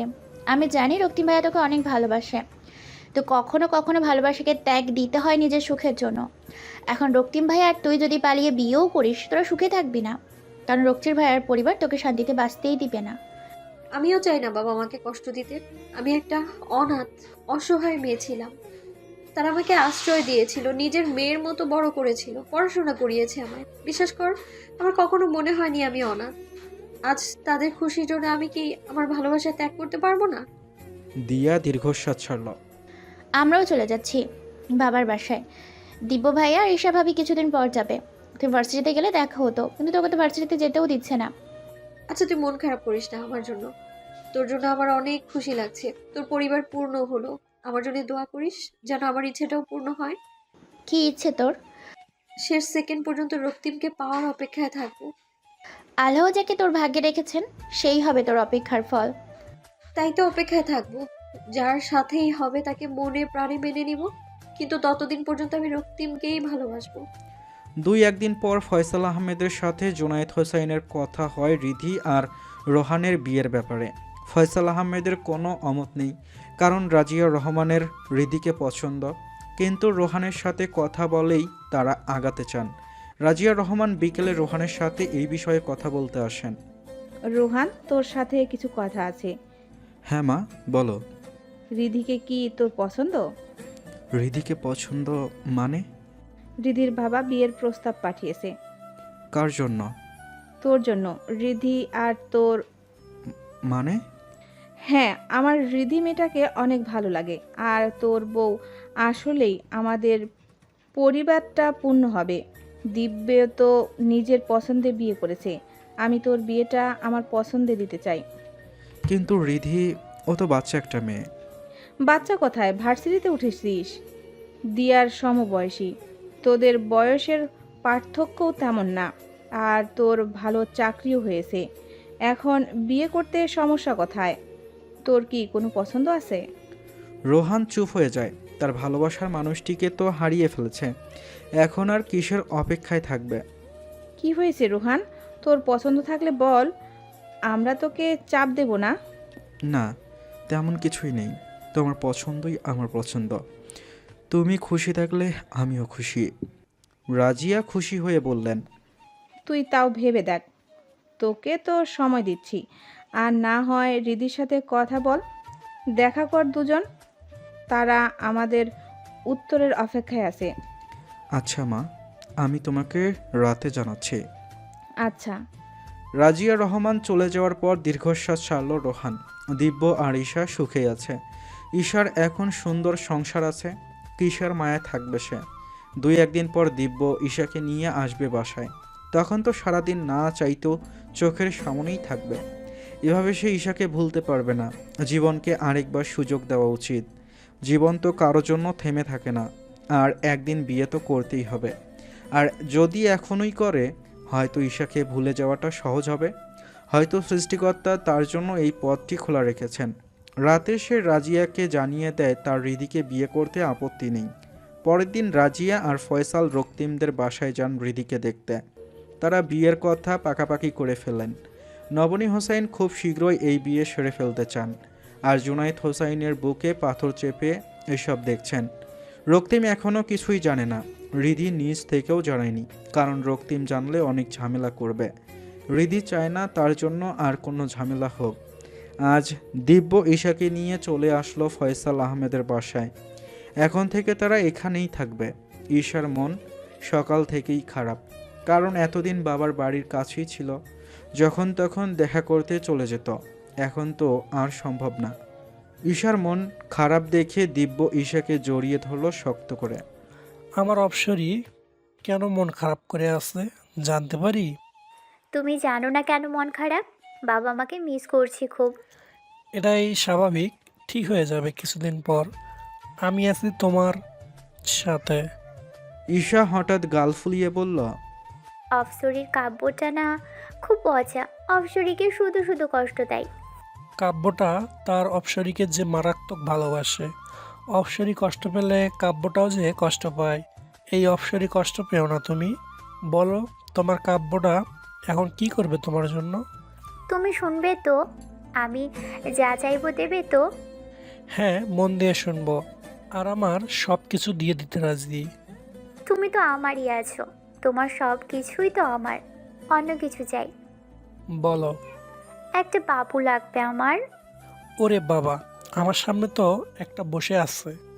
ওটা তোমার বাবু, আমাদের বাবু না। আচ্ছা, হঠাৎ বাবু কেন? আমাদের তো মাত্র বিয়ে হয়েছে, এত তাড়াতাড়ি? ঈশা চুপ করে বসে আছে। তার মাথায় একটা কথাই ঘুরছে। মা বলেছিল একটা বাচ্চা নিলে দিব্য একটি বন্ধনে আবদ্ধ হয়ে থাকবে। এত বছর রাজিয়া আর ফয়সাল একে অপরের বন্ধনে আবদ্ধ ছিল দিব্য, রোহান আর দিয়ার জন্য। বাচ্চা না হলে সম্পর্কটা আর কখনো জোড়া লাগতো না। দিব্য যদি হঠাৎ পরিবর্তন হয়ে যায়, একটা বাবু আসলে দিব্য কখনো ঈশাকে ছেড়ে যাবে না। আর ঈশা চায় না দিব্যকে হারাতে। ঈশার দ্বিতীয় ভালোবাসা দিব্য। আর দিব্য শুধুই তার ভালোবাসা না, এখন তার সব কিছুই দিব্য। দিব্যকে হারিয়ে ফেললে সে পাগল হয়ে যাবে। রাজিয়া রহমানের মতো 15 বছর অপেক্ষায় থাকতে পারবে না ঈশা, কারণ এত ধৈর্য ঈশার নেই। যেখানে অল্পতেই সে ঘুমের ঔষধ বা উল্টাপাল্টা অনেক ঔষধ খেয়ে অচেতন হয়ে যায়। অনেকবারই এমন করেছিল। বাবা মার সাথে রাগ করেও এমন পাগলামি করত। কিন্তু দিব্য ঈশার জীবনে আসার পর তার প্রতিটি দিন বাঁচতে ইচ্ছে হয়। আর প্রতিদিন ঈশা নামাজ পড়ে সৃষ্টিকর্তার কাছে কৃতজ্ঞতা প্রকাশ করে দিব্যর মতো একজনকে পেয়ে। ঈশা দিব্যকে নিজের চেয়েও বেশি বিশ্বাস করে। তবুও যদি হঠাৎ দিব্যকে হারিয়ে ফেলে। তার ধারণা দিব্যর অস্তিত্বই দিব্যকে তার সাথে বেঁধে রাখবে। এই অপসারি, কি হয়েছে তোমার? আমাকে এত প্রশ্ন করো না। তুমি আমাকে বলেছো আমি যা চাইবো তাই দেবে, দিচ্ছ না তো এখন। মিথ্যা আশা দিয়েছো কেন তাহলে?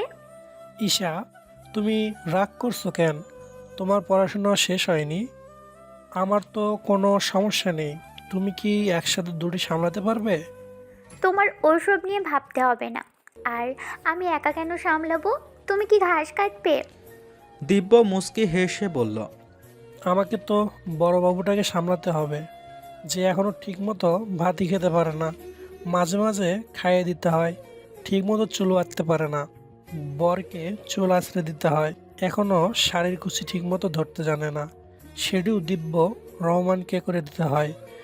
ভালো মতো ভাত রাখতে পারে না, ধোয়া উঠিয়ে দেয় রান্নাঘরে। বড় বাবুটি ছোট বাবুর জন্য খিচুড়ি কিভাবে রাঁধবে? ঈশা গাল ফুলিয়ে বসে আছে। সকালে ঘুম থেকে টেনে ধরে যাকে ওঠানো লাগে ভার্সিটিতে যাওয়ার জন্য, সে সারা রাত কীভাবে জাগবে ছোটবাবুর জন্য? যাও, কথা নেই তোমার সাথে। দিব্য বিছানায় বসলো পা গুটিয়ে, সাথী ঈশাকে টান দিয়ে বসিয়ে দিল। কি করছো? রাগ করছো?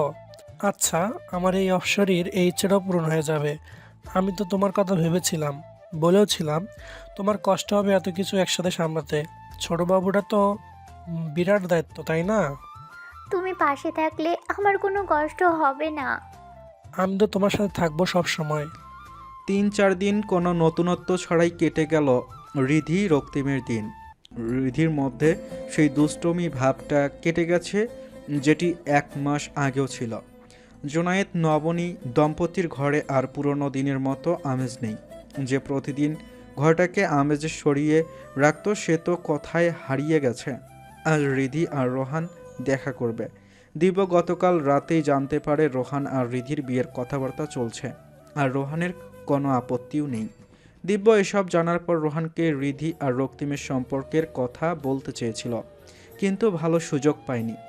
রিধি কমলা রঙের জামা পরেছে আজ। রঙটা রিধির পছন্দ না, আর রিধির মনে হয় তাকে এই রঙে ভালো মানায় না। তাই ইচ্ছে করেই নিজেকে এই রঙে রাঙিয়েছে সে। একদমই সাজেনি আজ রিধি, চুলগুলোও বাঁধেনি, ভালো মতো আঁচড়েও আসেনি। মাথায় কাপড় দিয়ে রেখেছিল। রক্তিম অফিসে ছিল, তাই এসব জানতো না।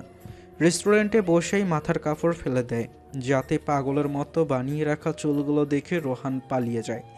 রোহান সাদা রঙের পাঞ্জাবি পরে এসেছে। রোহান দেখতে তো সুদর্শনই, আর আজকে তো পুরাই কিলার লুক। রিধি কাছের জানালা দিয়ে বাইরে তাকিয়ে আছে আর রাস্তার গাড়িগুলো গুনছে কারণ ছাড়াই। হয়তো পাগল হয়ে গেছে সে। রিধিকে দেখেই রোহান চেয়ার টেনে বসল। তখনও রিধির কোনো সারা শব্দ নেই।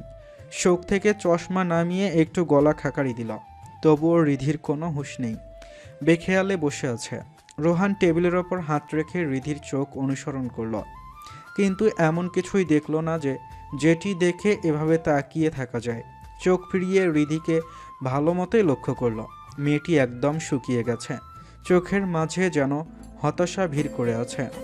রোহান নিজেই শুরু করলো কথা। রিধি, তুমি কি শুনছ? রিধি বাস্তবে ফিরে এলো। রোহানকে দেখে স্বাভাবিক হাসি দিল। রোহান এই হাসির পেছনে ভয়ঙ্কর কষ্ট দেখতে পেয়েছে। ভালো আছেন? আমি ঠিক আগের মতোই আছি, কিন্তু তুমি আগের মতো নেই। হ্যাঁ, একটু বড় হয়েছি, বিয়ের কথাবার্তা চলছে, আগের মতো কিভাবে থাকবো? রোহান মনে মনে ভাবছে, মেয়েটির মধ্যে সেই বাচ্চামো স্বভাবটা কোথাও খুঁজে পাচ্ছি না। এত বড় হয়ে গেছে সে। তোমার কিছু জানার আছে? না। তুমি কি কারো চাপে পড়ে বিয়ের জন্য হ্যাঁ বলেছ? আমি নিজ ইচ্ছেতেই হ্যাঁ বলেছি। ইচ্ছে না থাকলে আমাকে এখানে দেখতেন না। রিধি, কোনো সমস্যা থাকলে আমাকে বলতে পারো। তোমার কি কোনো পছন্দ আছে? রিধি আহত দৃষ্টিতে রোহানের দিকে তাকিয়ে বলল, সব পছন্দের জায়গা আমাদের জীবনে হয় না। কিছু পছন্দের মানুষকে ভুলে যাওয়াই শ্রেয়। যারা আমাদের ভাগ্যে থাকে না তাদের জন্য অপেক্ষায় থাকার দরকার নেই, কিন্তু জীবনকে আরেকবার সুযোগ দেওয়া উচিত। আমি হয়তো তোমার অবস্থা বুঝতে পারছি। সব কথা প্রকাশের জন্য ভাষার দরকার হয় না, চোখের ভাষায় বুঝিয়ে দেয়। রিধি চুপ করে বসে আছে। আসলেই রোহান হয়তো বুঝে ফেলেছে তার অবস্থা। মানুষটা এত বোকাও হয় না। রিধি, তোমার অমত না থাকলে আমার এই বিয়েতে কোনো সমস্যা নেই, কিন্তু একটা কথা আমি অবশ্যই বলবো। আমি হয়তো তোমাকে ভালোবাসতে পারবো না, কারণ আমি অন্য একজনকে ভালোবাসার জায়গাটা দিয়ে দিয়েছি। এক মনে দুইজনের জায়গা হয় কি না আমার জানা নেই, তবে আমি আমার দায়িত্ব অবশ্যই পালন করব। বাকিটা হয়তো সময় পরিবর্তন করেও দিতে পারে। একটা প্রশ্ন করি, অবশ্যই। অন্য একজনকে ভালোবাসলে আমায় কেন বিয়ে করছেন? বললাম তো, যারা ভাগ্যে নেই তাদের অপেক্ষা করতে নেই। আমি নিজেকে পুরনো মায়া থেকে বের করে আনতে চাচ্ছি, কারণ যাকে ভালোবাসতাম সে অন্যর ভালোবাসায় বিভোর। রিধি দীর্ঘশ্বাস ছাড়ল। আমি তোমার কাছে কিছুই লুকাতে চাইনি, তাই সব খুলে বললাম। তোমার আর কিছু জানার আছে? আমার আর কিছুই জানা নেই। আমি হয়তো আপনাকে বুঝতে পেরেছি, আর আপনিও হয়তো বুঝতে পেরেছেন আমায়। এভাবে এই অসম্পূর্ণ দুটি মানুষের মধ্যে সৃষ্টিকর্তা যদি কোনো সম্পূর্ণতা খুঁজে পান, তাহলে আমার আর কোনো অভিযোগ নেই। রিধির চোখে পানি টলমল করছে। রোহানের বুকে আবার সেই অদ্ভুত যন্ত্রণা। রিধির জায়গায় একসময় সে ছিল, তাই রিধির কষ্ট সে বুঝতে পেরেছে। প্রমিজ মি রিধি, একটা সুযোগ যদি থাকে তুমি আরেকবার চেষ্টা করবে ভালোবাসাটাকে বাঁচানোর। আপনি কি করেছিলেন? পারিনি। আমার একজনের জন্য আমি অনেকগুলো মানুষের হাসি কেড়ে নিতে পারি না, আমার অধিকার নেই। আর যদি মানুষগুলো খুব কাছের হয় তখন তো প্রশ্নই ওঠে না। তাহলে আমি কিভাবে পারবো প্রিয় মানুষগুলোকে কষ্ট দিয়ে নিজেকে সুখী রাখতে? ইনশাআল্লাহ একদিন সব ঠিক হয়ে যাবে। রিধি ম্লান হাসি দিয়ে বিদায় নিল রোহান থেকে। রোহান রাস্তার সামনে দাঁড়িয়ে আছে।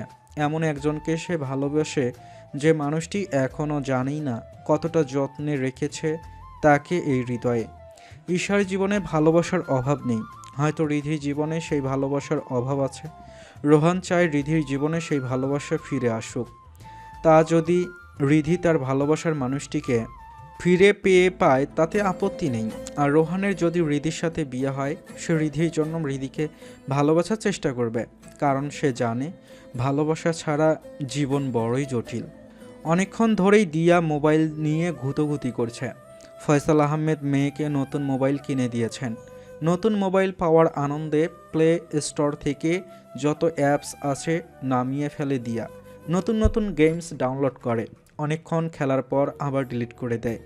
দিয়া ফেসবুক অ্যাকাউন্ট অনেক আগেই খুলেছিল, কিন্তু সে ফেসবুকে ঢুকত জামা কাপড়, ব্যাগ, জুতো এসবের বিজ্ঞাপন দেখতে। এসব দেখেই বের হয়ে যেত।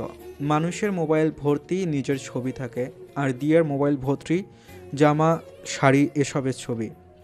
সারাদিন বসে বসে মার্ক করা পেজের লাইভ দেখত, আর রাতে এসবের স্বপ্ন দেখত। দিয়ার কোনো ছেলে তো বহুদূর কোনো মেয়ের সাথেও চ্যাট করা একদম বিরক্তকর মনে হয়। শুধুমাত্র রিধির সাথে ভয়েস পাঠিয়ে কথা বলে। আজ অনেকদিন পর সে মেসেঞ্জারে ঢুকলো। অনেকগুলো মেসেজ জমে আছে। এভাবে আনরিড মেসেজ চোখের সামনে দেখলে তার চোখ চুলকায়, তাই সে মেসেজগুলো দেখার ইচ্ছে নেই। সবগুলো পাঠিয়ে দেয় ইগনোর মেসেজ বক্সে। হঠাৎ চোখ পড়ল মেসেজ রিকোয়েস্টে। তুমি কি আমার গল্পের নায়িকা হবে? এটি কোনো মেসেজ ছিল না, এটি ছিল আইডির নাম। কৌতূহলবশত মেসেজটা দেখল দিয়া। অনেকগুলো মেসেজ এসেছিল ফেক আইডিটা থেকে। 2 বছর ধরে মেসেজ দিচ্ছে। দিয়া মনে মনে ভাবছে, লোকটা কি মানসিক রোগী? হাই, হ্যালো মিস দিয়া, তুমি কি সারাদিন কি করো? আমার মনে হয় না না তাকালে এই মেসেজগুলো কি চোখে পড়লো না? তুমি কাঁধে ব্যাগ ঝুলিয়ে হাঁটলে অনেক কিউট লাগে। দিয়া মেসেজটা পড়েই হা হয়ে যায়। ইস, কি ছ্যাঁচড়া। এই মেসেজগুলো এসেছে যখন সে কলেজের প্রথম বর্ষে। এরপর অনেক দিন কোনো মেসেজ দেয়নি। পরের মেসেজটা এসেছে 6 মাস পর। এই দিয়া দিয়া দিয়া, তোমার নামটা না তোমার মতোই সুন্দর। হ্যাঁ, চোখে কাজল দিলে তোমাকে মারাত্মক লাগে। এই মেয়ে, আজ আমি কি ভয়টাই না পেয়েছিলাম। দিয়া ভাবছে, ভয় পেয়েছে মানে কি? আমি কি তাকে বুঝিয়ে যে ভয় দেখাতে গিয়েছিলাম? অদ্ভুত তো লোকটা। পরের মেসেজটা ছিল, তুমি কি গান শিখতে চাও? আমি কিন্তু ভালোই গান গাইতে পারি। হ্যাঁ, ভালোই গান গাইতে পারি। আজীব, লোকটা আমাকে গান শেখাবে কেন? আমি কি বলেছিলাম তাকে? আর মেসেজ দেখে মনে হচ্ছে লোকটা আমাকে চেনে। কি এই ছাত্রা, একবার সামনে আয়। আমার দুই একটা হিটলার ভাইকে দিয়ে তোকে মেরে না আলোর গতিতে পৃথিবী থেকে বের করে দিব। এরপর অনেক দিন কোনো মেসেজ দেয়নি। পরের মেসেজটা এসেছিল যেদিন দিব্য ঈশাকে প্রপোজ করেছিল, ওই দিন রাতে। তারিখ দিয়ার মনে আছে এখনও। তোমাকে নীল রঙে একটু বেশিই মানায়, তোমার বিয়েতে নীল শাড়ি পরো। দিয়া মেসেজটা দেখে বোঝা যায় ছেলেটা তাকে ভালো করেই চেনে।